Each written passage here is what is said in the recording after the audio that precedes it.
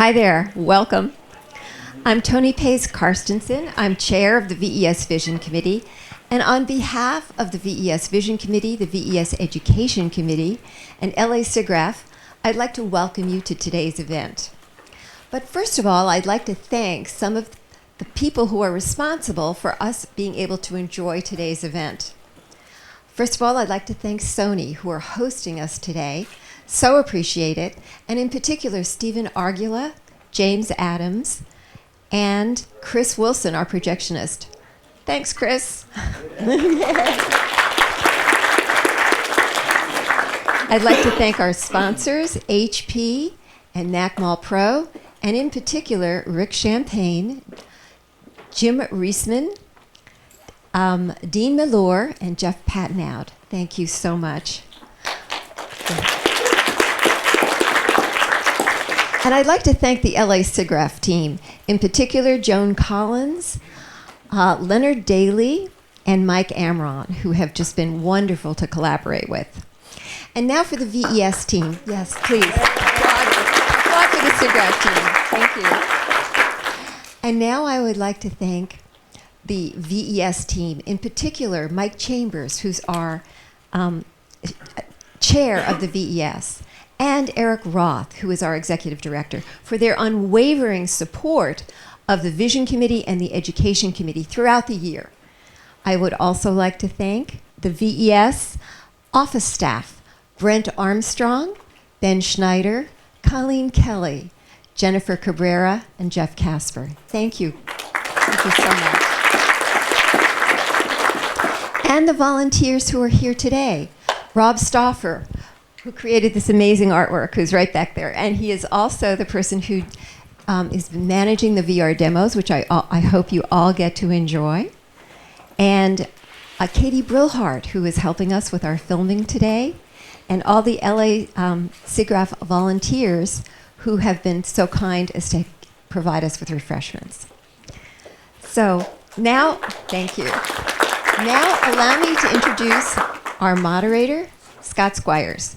Scott Squires is a Technical Academy Award winner, a VES fellow, and very active on the Vision Committee. He has also just founded a new company called Pixvana, of which he is the CTO and creative director, dedicated to solving the technical challenges of live-action VR. Allow me to introduce Scott Squires. Thank you, Toni. So welcome, everybody. We're glad you could make it. So VR is finally happening. Thank goodness, even though it's taken a few times. So VR is certainly opening up a lot of visual and storytelling possibilities. And to do that requires shooting and posting in VR, which those of you who have been involved in it know just how challenging that is.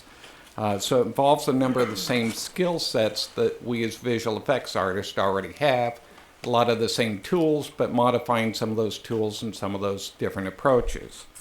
So the VES is putting on this event to try to help visual effects artists get up to speed, get ramped up in terms of what's involved and how you can be part of it moving forward into the future.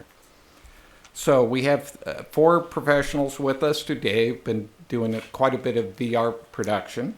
And we thank them for their, providing their gracious time for us this morning to explain some of their experiences and some of the different ins and outs and their knowledge about VR post-production. And so I'll be doing an intro for each one as they come up. And then each speaker will do their presentation, which will be about 25 minutes. And then we'll have about 5 minutes of questions for each of the speakers.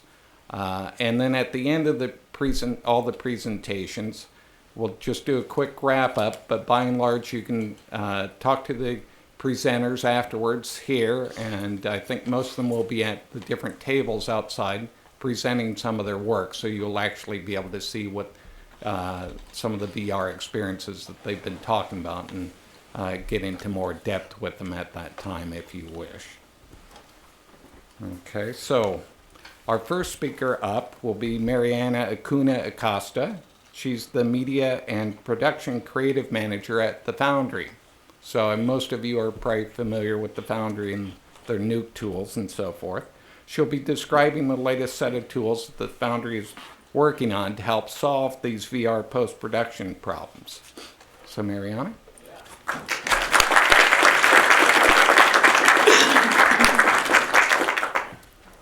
Thank you, Scott, for the introduction.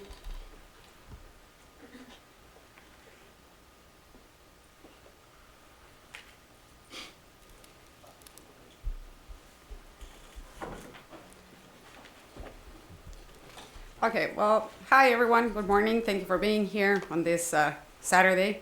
So, as some of you may or may not know, the fantastic team, the research team at the Foundry has been working very hard since a year ago into creating a VR toolset for Nuke. So the idea with this plugin, which right now is right here, it's not going to be called Ocula VR, by the way. So for the time being, I'll just call it the VR toolset for Nuke. Basically, the idea with this plugin is to help all the different issues that arise with VR post-production, specifically live action. And so first off, if any of you remember Ocula, which was kind of like just go downstream, you can actually do the exact same thing with the plugin, with the VR plugin. So first off, I have, I'll just show you, I have different rigs and different set of footage from different people to show you a few examples of what you can do. However, this is in beta, so if there's any crashes of any sort, apologize in advance. So first off, we have the VR camera solver. So what this is going to be doing is going to allow us to just have a quick preview of our stitch and the best overlapping regions for the different cameras and depending on the rig that you use. So right here you have all the different presets. The idea is we're going to have a lot more in here, but for the time being, so you have a few of the different Freedom 360s, different ones from the GoPros, and also the Nokia also. And at the same time, if you're already working one of those places where you already have like a stitching batch process, like with PTGUI or Color or Video Stitch, you can also import your different templates in it. So this particular rig is the Freedom Broadcaster, and this, just a little bug. Now it's actually picking up how many cameras there are in there, and basically it's like one click. Not a bad result just for one click. Of course, we're going to give you all the different options so that you're able to change all the different camera parameters, and you're also going to be able to set a whole bunch of other global parameters for masking. Now, you're also going to be able to either have no lens distortion. You're going to be able to optimize. If you have different lenses on your cameras, you're going to be able to optimize the solve on a per camera basis or just optimize per a single lens. So it's a pretty smart system. So I'll show you what I just did with just like one click. If I did something like imported and then setup rig. This one is... You can just bring in your template, and then what you're going to be doing is just set a keyframe. It's very easy. Match your cameras. Wait for a little bit because I'm in a Mac. And then you're going to solve the cameras. Now, this is, I'll show you another example. So this is either using one of our presets, which of course, all the different presets are probably going to need a little bit of troubleshooting, but we want to get you at least 85% of the way there. So I'll just do this 6 for this one. So for example, in the case that you don't know what rig they use, it might be a 3D printed rig or something of the sort. The idea is that the plugin will be smart enough at the same time to just let us know what the rig is all about. So in this case, I'm just setting it to custom. And again, I can just say keyframe, and I'm going to match my cameras. And thank you for the Phoenix Foundation, by the way, for giving us this footage. And then I'm going to solve the cameras.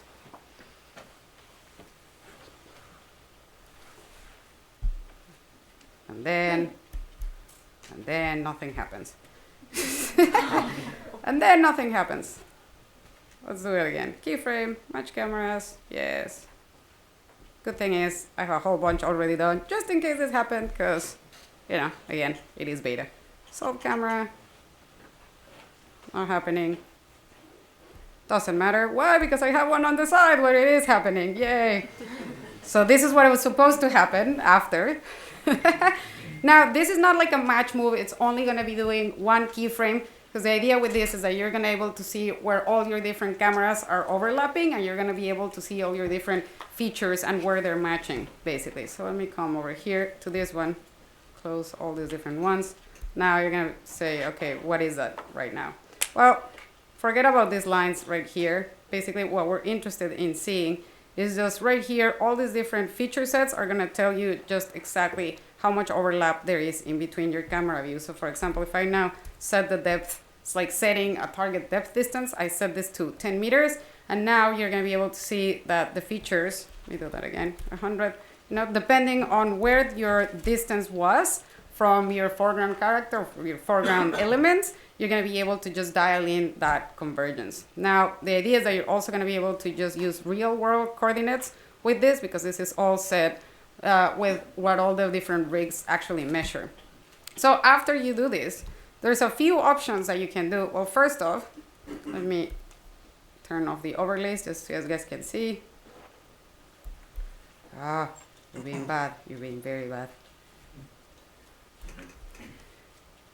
Well, forget about that for a second. So first off, you're going to be able to have all your different camera views here. So they're not going to be layer channels or anything of the sort. You're just going to be able to see everything up here so that you can quickly just browse through all your different cameras, whether you have 5, 15, however many cameras you have. So after you do this, you can actually create a, I'll show you something quickly before going back into the different export options that you have here.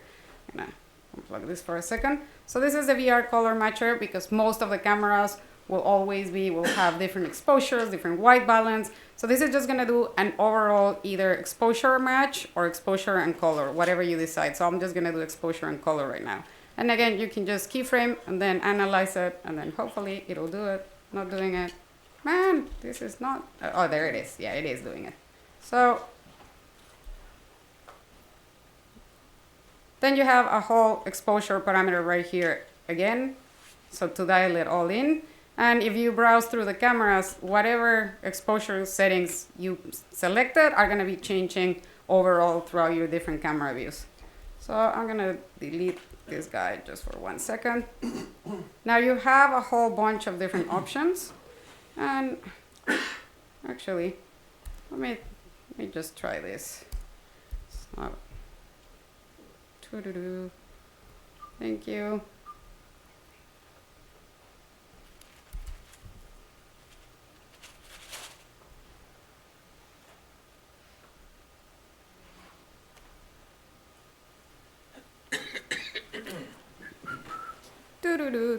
Come on, you can do it, MacBook Pro. Where is Rick Champagne? We gotta talk about that HP laptop, please.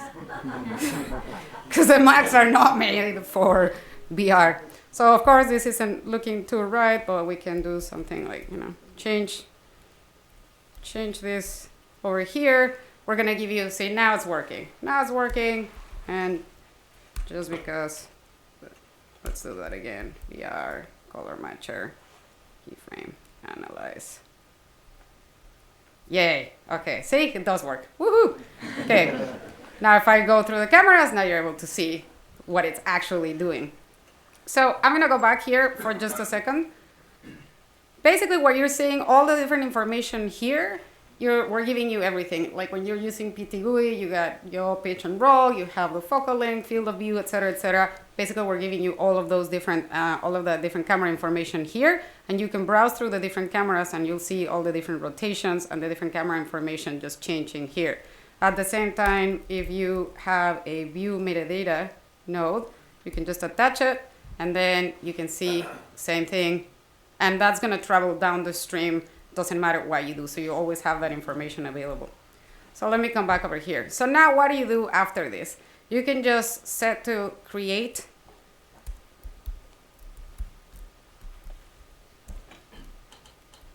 A C node, we're actually going to change, because right now if I go in here, So now you're actually able to see your rig, how your rig was set up. The camera icons are a little big, especially if you have a lot of cameras, then it's kind of hard to see. So there's actually going to be, when the plugin comes out, it's going to have an individual and an overall control for the different sizes for the camera. So that way you're able to see exactly how your rig was set up. So this is just so that you're able to see it. However, so the idea is either you can do something, I'll show you a very easy way of stitching, because after this I could just use the camera solver and then the color matcher, and then the idea would be to use the VR mono stitcher, which will then, it's actually going to do the overall stitch. Is also going to be able, you're going to be able to change a little bit of the overlapping regions, either using a grid warp, or you're going to be able to dial it up, different ways. But the idea is that would be it. After the mono stitcher, if you want to do like just a quick stitch, you could just render it out and you're done. Maybe you can pass it on so that maybe people are doing CG can just do it based off that while you keep dialing in. Or you can also, so what we want is to either make it as automatic as possible, but at the same time give you as much control as possible, because we know that when we're in this industry, we love having control of everything, right? So all of these different options from the export, they're pretty cool. So the transform split, I have it already here just for speed purposes. So anything that you see on the plugin that's called split, it means that it's just going to give you one little single node. Very nice. But all of the different camera views are going to be in there. So if I now start going for the different cameras, I'm going to be seeing it now unwrapped, all the different pieces of my lat long, and I'm actually seeing how the rotations are changing here. So basically it's a VR transform node where you can change the inputs and the outputs, right? If you want to. Now, if I go back here, so that's the split. I could also do transform separate, which basically are just gonna do just that. Instead of giving me just a VR transform tool, it's gonna split all the different views and put all the different transforms in there for each particular camera if you need to dial, the transformations a little bit. And then we're giving you the option of a manual 2D stitch or a manual 3D stitch. So if I do manual 3D stitch, I'm just gonna hit create. Now what you get here, it's actually, basically, it's the same workflow that you're probably already doing if you don't have the plugin, right? Which is just changing it, putting an ST map for the lens distortion, and then making it rectilinear to use it in your Project 3D. And remember, now I'm seeing all the different exposure changes because I'm doing this before the color matcher. So basically, I'm right there, and I can see my rig, and I can see where everything is on the 3D stitch. And obviously, I can come in here and just dial whatever I want into there. Or at the same time, I can go and create a manual 2D stitch, same thing. But this is basically the same thing as doing the transform separate, but we're just doing it for you because we want to automate this as much as possible. Now there's another node which is called the VR Blender node. This node is pretty cool. Basically, anytime that you do any transformations, you change things around, but you want, a node, this node is gonna blend everything back together seamlessly and normalize your alpha so that everything looks correctly as it should. And one thing, let me close that. One thing that I forgot to mention here, as soon as you plug all your different camera views into the VR camera solver and you hit on the alpha, it's basically just gonna give you a feathered alpha so that all the blending looks nice and not just a straight cut. Okay, so those are all the different options from the camera, the VR camera solver. Now I'm gonna change here because it takes a little bit of time. And again, I'm in a MacBook Pro, not ideal for VR. Basically, you can see here, this is as basic as you can get with your quick stitch. You go from the VR camera solver, you may or may not use the VR color matcher, mono stitcher, you have the disparity generator as well if you wish to use it, and a rotate lat long. So I'm a little bit afraid of doing this, but let's try it. We'll see how long it takes. So when you're actually in the mono stitcher, and I'll come here for a second. So when you're actually in the monostitcher, this option right now, it's not working right in this build, but we're gonna give you depth grading as well. Here in the cameras, and I'll show you a stereo option, or what would be the ideal way of doing your stereo stitching. Not a lot of people are doing stereo, but I know more people are probably gonna be moving on as the technology progresses from mono to doing stereo. And also the important thing is this is all based on Oculus technology. So of course, we're giving you all the different vectors. So when you're actually after the monostitcher, oh, that's because of the disparity generator. Let me see if, let me try all the different ones to see which one works. Maybe with this one it'll work. I will let it, I'm gonna let it read that, or I come back here. Okay. So right now it's not showing up. That's why I just went to see the other view. But after you go to the monostitcher, basically you're gonna get here a stitch map. So what you can do as well is just export that out and use it on a ST map, and then do all the different corrections there if you wish to do that. Of course, you're gonna have the options as well to change. Really, the important setting here is the keying step. It's just keying, because just looking for the interpolation of the motion vectors, you know, every 30 frames. So you can change this. If you lower it down, it's gonna be faster. If you crank this up, it's gonna be a little bit slower. So while that's happening as well, let me just show you another thing, because basically this is, okay, I did my quick stitch, it's looking great, amazing. Now I just baked it out just for ease of, and you know, for speed purposes. And then there's a lot of paint work that has to be done always with VR post-production, right? So we're giving you, by the way, this is not feature locked, because we're actually thinking we want to do something that's a little bit more intuitive and easier to use. So this is gonna, instead of being the side and reproject nodes, they're probably gonna be a set of tool sets. So this is not feature locked. So the VR side node, what it does is right now I'm in spherical mode, and I can start changing my viewing direction. So let's say I know that I want to just clone this part of the rig out. So I just put my point exactly where I wanted to do it. And then I go back to rectilinear. So now I'm working on a space that I'm actually comfortable with and that I know, right? And so here I have two different options that I can choose. I can choose paint and reproject or track. So if I choose paint and reproject, basically now here, which I've done it before, yay, right? You can start painting, you can start cloning, you can start doing whatever you want. You can start attaching different backgrounds to do a cloning and reveal, etc., etc. So if I'm here and I start cloning. Ooh. Finished. CVV, final, yay. Right? Right. Okay, we'll pretend that that's like the most amazing paint work I've ever done in my life. Of course, don't forget to set it to all frames. Oh, damn it. All frames, nice.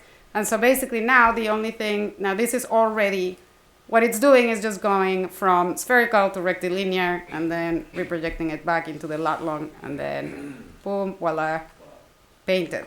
Yay, amazing.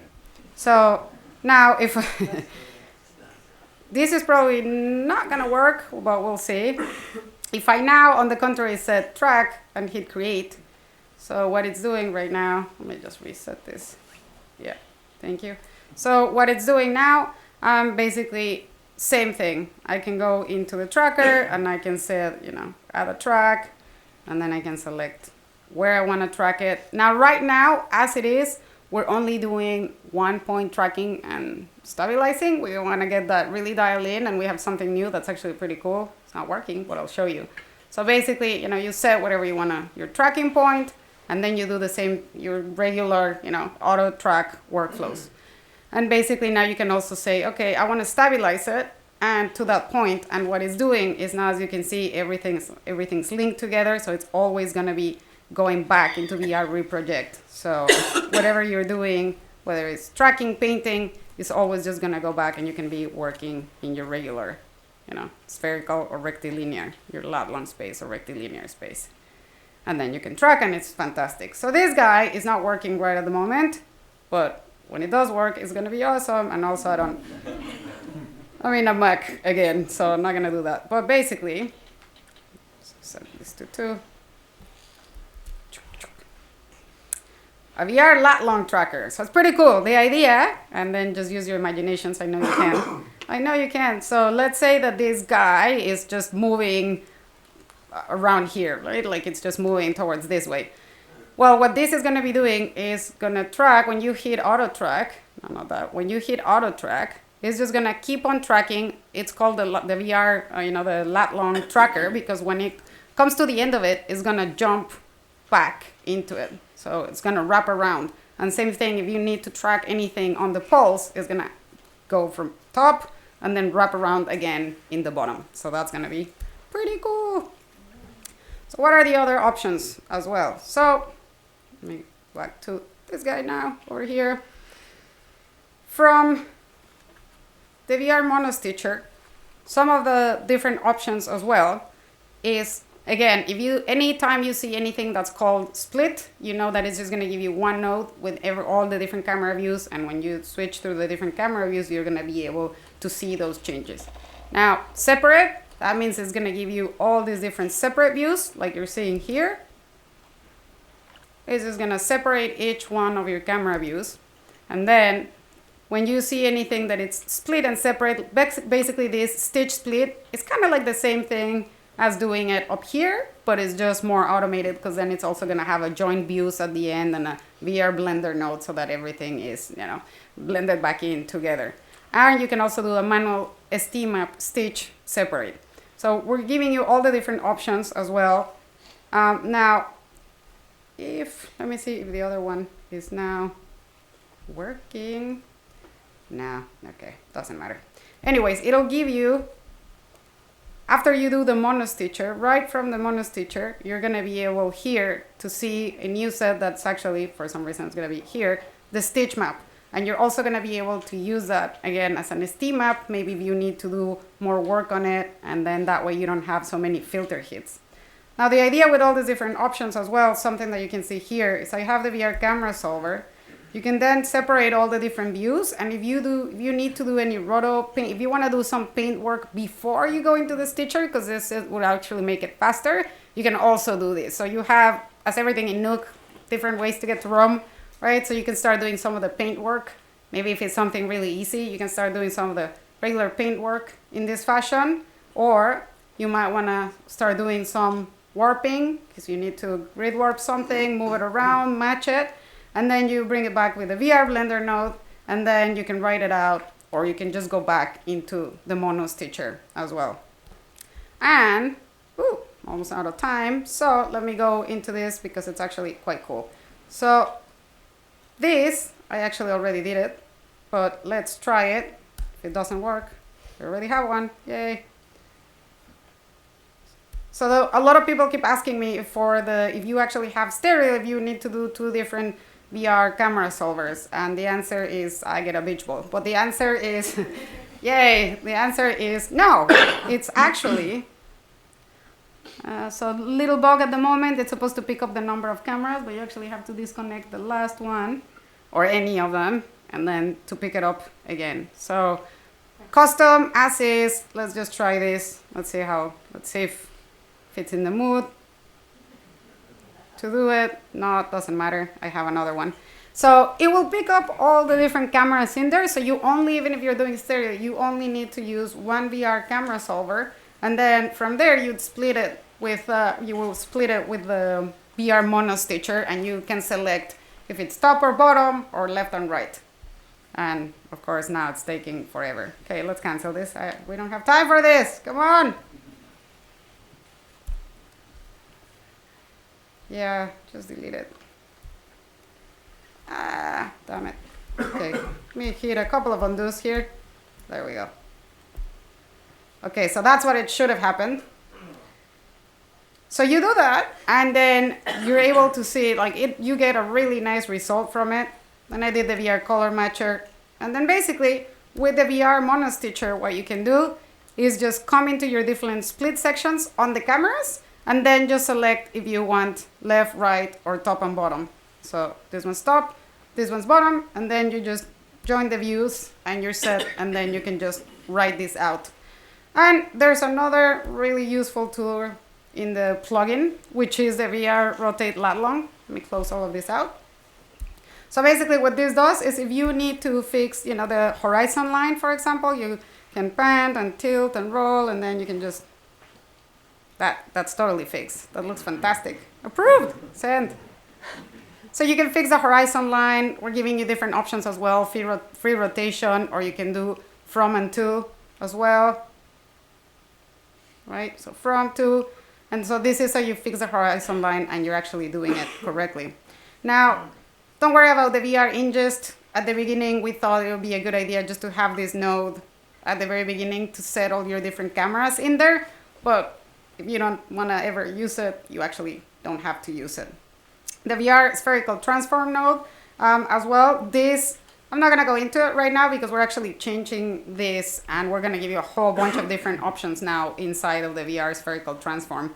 But that'll be in the next release. And then last but not least, it's actually not going to be working in this particular example. I'll just leave this. Thank you to Michael Raya from Framestore for actually going and shooting this. He's awesome.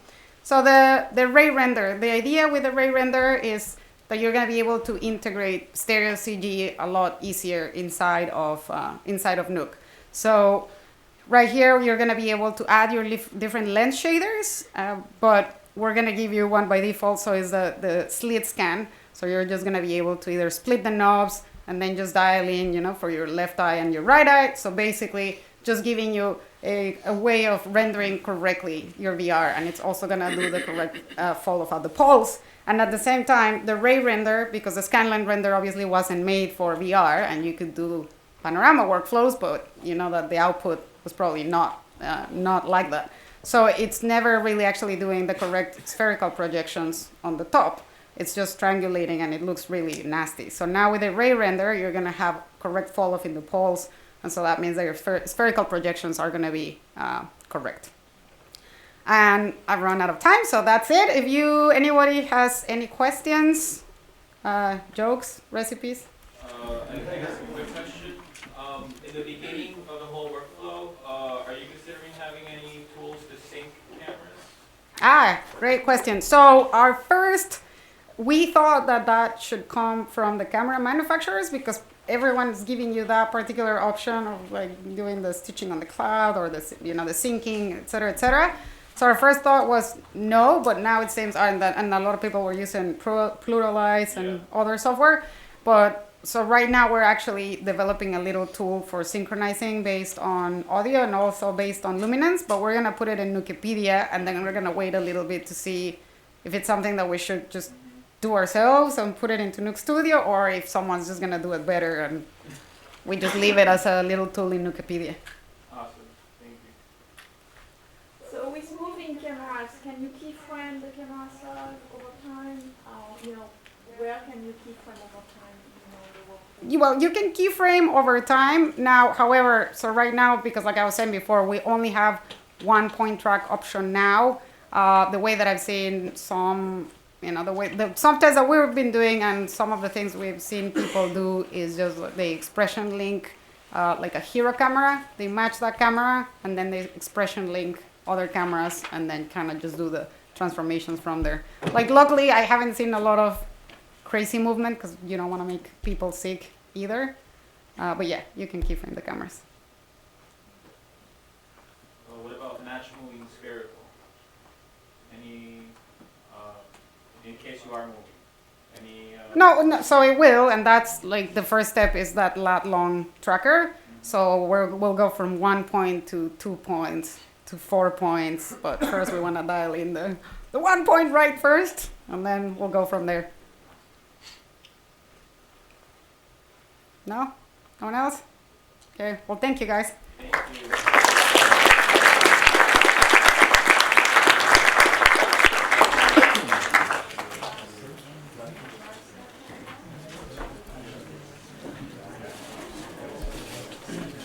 When will the Oh yeah, if anybody wants to try it out, just come see me at the end and I'll add you to the beta. We don't have an exact release yet, date yet, because we don't even have a name just yet, because we decided not to call it Oculus VR, because just people were confusing it with the Oculus Rift. And then just getting scared with the whole Oculus scenario. So, but if you want it, just come see me and I'll add you to the beta. It's in private beta right now, and it'll be in public beta pretty soon, but if you want to test it, come see me at the end. Thank you very much, Mariana. So our next speaker.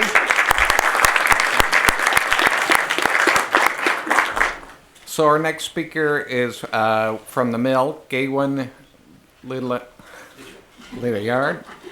who is an effects supervisor at the mill. And one of the big projects that they've worked on was a VR live action from the Google Spotlight project Help. This was directed by Justin Lin of Fast and Famous fame. So they've developed some interesting techniques and technologies for that particular project. So, and he's joined by Patrick, part of his team, talking about the details and information on that particular project.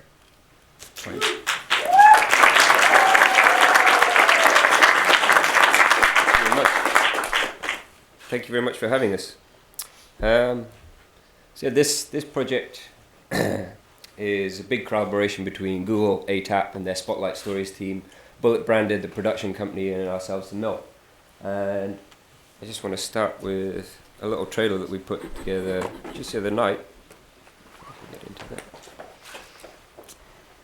As the Spotlight Stories team are moving more and more media over to YouTube.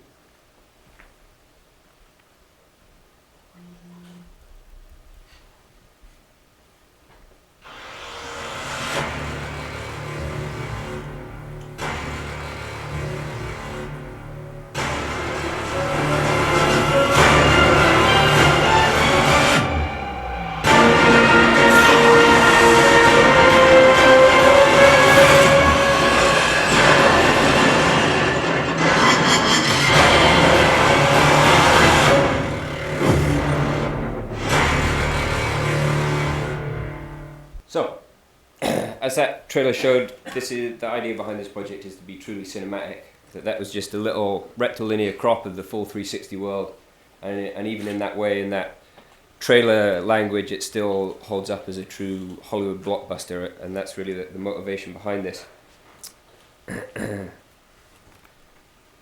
From that trailer, you already get the idea that this is beyond just being a challenge in terms of 360 and working 360. It was a massive VFX project. And so our mentality going into this project was always that we couldn't just solve for the 360 issue, it had to solve for a full VFX pipeline and that heavier duty VFX understanding of the project. The specifications for this project was full 360 delivery, no holes, no spaces, top and bottom, 4K resolution. By 4K I mean true 4K as in 4096, 248 high, monoscopic and at 30 frames per second, and no seams, no like minor edges, just no seams, a really clean, beautiful image.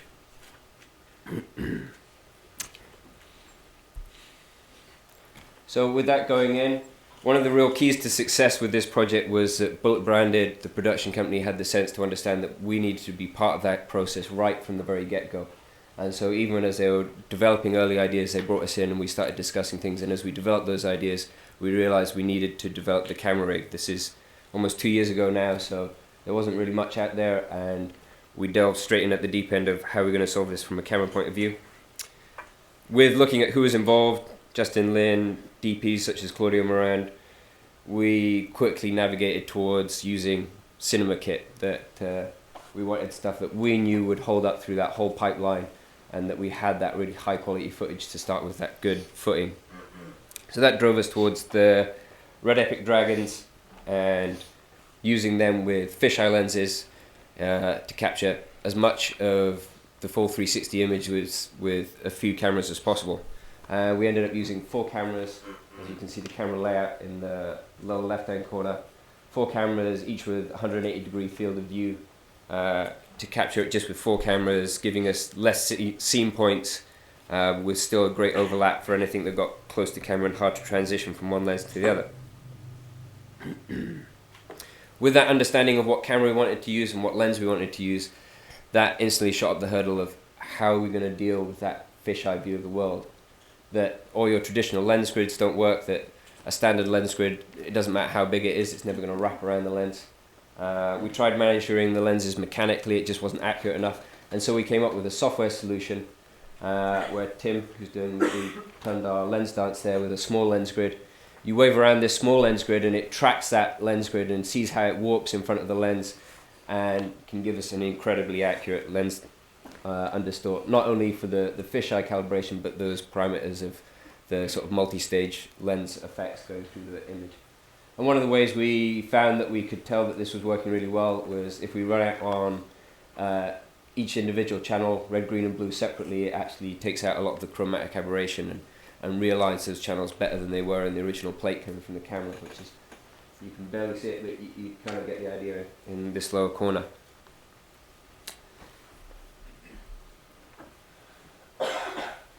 So I want to just briefly touch on the actual shooting aspect of it as well. As I said, I see it as such a sort of synergy between how you shoot things and how you work in post for VR, that they really need to be tied together. And we ended up shooting almost everything on blue screen, and this was really to give us that control that in shooting these huge long takes and the complexity of, it's almost like choreographing a dance, that all your actors need to hit these marks very accurately. We wanted that control of being inside and on the stage. You have to deal with things that you just don't realize, such as camera shadows. Your camera shadow is always in frame. It's always pin sharp. It doesn't matter if your camera is moving fast, the camera moves in relation to itself, so its shadow is this horrible, crisp, non-motion blurred shadow that ripples across the image. So trying to structure your lighting around that and all your action around that is a huge challenge.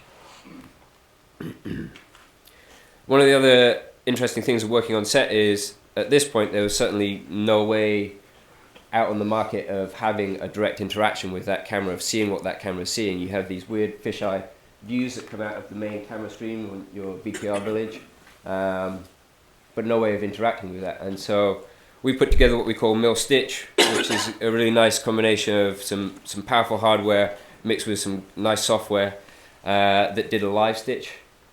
Just a very sort of temporary stitch, that sort of style of stitching that Mariana was talking about, of a 2D stitch of aligning plates and soft blending between them. Did that in real time, and then we put together a little handheld device that you see Justin Lin holding there, which is, in this iteration, is sort of duct taped together with a phone to get the accelerometer information, duct taped to the back of a screen with a Wi-Fi transmitter back to our main base. But what it gave him was he could stand next to the camera and have that view that you get on the final device, that when you watch this on your iPhone or your tablet, that's the same view that he had on stage. So he understood the way that he was orchestrating the action. He could stand there with a DP and say, right, we need more rim light here, we need the actors a bit closer, we need to move a little bit faster. So we could set up the action as we were going to see it in the final piece. So that was a really powerful tool. Once we'd captured the tool, ingesting all that footage, we pulled full, as much resolution, as much information from that camera as possible. So just ingesting that footage was quite a task. And it's a very different way of ingesting footage from a standard VFX shoot. We don't want any of the flavor of the camera. It's not that case where a traditional VFX pipeline, that the plate is golden and you don't want to touch it, you don't want to damage it. It's sacred and you're trying to preserve what was laid down on set through to the final image. That's not the case here. The fisheye view that we capture that data in is not in relation to the final lat-long viewing format or the rectilinear format within that. So we actually want to scrub out any foam grain, we want to scrub out any lens flares, we want to get rid of all that stuff. And then the next step as we ingest it is to put it into a workable format, specifically for our 3D idea.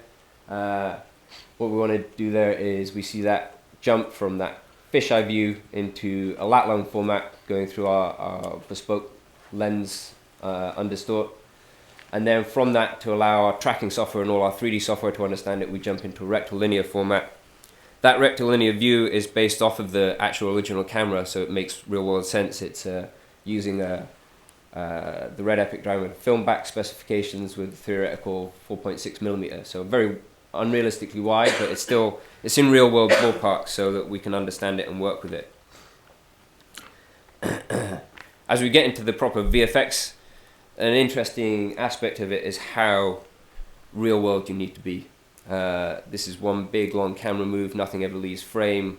It lasts sort of 5 minutes, so you have to work around that. And as we went into our animation layouts with these very solid tracks, that you need to lay out your animation in a very 360 way and think about it that way, which is what we're showing here. An interesting side note that I forgot to mention on the tracking is tracking those 4 cameras so that they work together. Our sense going into this was we knew we had to merge big VFX with these plates, and so we wanted to solve this in a very 3D way, which is what Patrick's going to talk more about and how we stitched it. And to get that solid track, if you just gave these cameras individually to the tracking software, it's going to go off and great solve for each track, but for each camera viewpoint, but they're not going to work together. They're going to drift and shift. And considering we know that these cameras were locked together on stage, that's not what we want. So throughout the process, we had this very strong concept of a hero camera, a hero point of view. And that to us was normally the direction in which our hero actors were and the direction that they were. And the way that we treated that in tracking is we focused the tracking in that area. We made sure that that was our most solid point. And then we weighted the track of the other 3 cameras in the rig to that hero point of view. And that way, everything was still very solid. All the cameras were locked together, but our most significant area of cohesion with the plate was wherever our hero characters were. Jumping back into the visual effects, that rolling on into that very literal understanding of the environment has interesting implications as you go into stuff like simulations, that nothing leaves frame, so all your simulations have to resolve. You're robbed of those cheats of, well, we've got a 2-second shot, we'll make the simulation work for that, then we pick up the explosion over here in this 2-second shot and we'll resim for something like over there. So all those implications and the way that we worked with the plates and stitched them in a very 3D sense all flows into that continuing understanding of laying things out in a very literal way and being so careful with our simulations of carefully laying out RBD sims and making sure that those are locked down and then layering additional effects and smoke on top of that, so that you have to just be very careful of how everything works. So we have our huge 300-foot tall monster destroying the bridge, far too close to our hero characters for them to ever survive, but it still needs to work. It still needs to work around them and land in a very real sense. As we got into the meat of the 3D VFX, that escalation in the complexity started to show across all kinds of things. Our asset build went through the roof that we're talking about. Everything's sharp in the image because it's not like a standard 4K plate, which, you know, people are like, we've been doing 4K for a while, we've been doing cinema. But it's a very different kind of 4K. Someone could be just staring at the ground or looking at a distant block of city. So there's detail from cigarette butts on the ground, trash on the ground, all the way up to building several blocks of LA right out to the horizon. As we get into that heavy workflow and this new way of looking at images, we needed review tools. To work blindly through such a big project is not going to work. So we built several review tools. The first one was a VR viewer to go into RV, our standard sort of playback system, which was a great way of doing things because it instantly democratized viewing VR across our entire facility, all offices, allowing anybody to load up a lat long. And that's really key to get into your pipeline, is these kind of review tools. The other review tool was we made our own version of the tablet application that allowed us to just dump our footage really quickly onto a tablet, play it back, have a look around. We built in a few extra tools of being pause and moving around inside that tablet view. And we could also, then we distributed those tablets to all our clients and directors, and we could send them out postings, they dump it onto the tablet, and instantly they have that sense of how to give feedback and where to look and how this is going to feel. And with that, I'm going to let Patrick talk more about how we stitch this footage.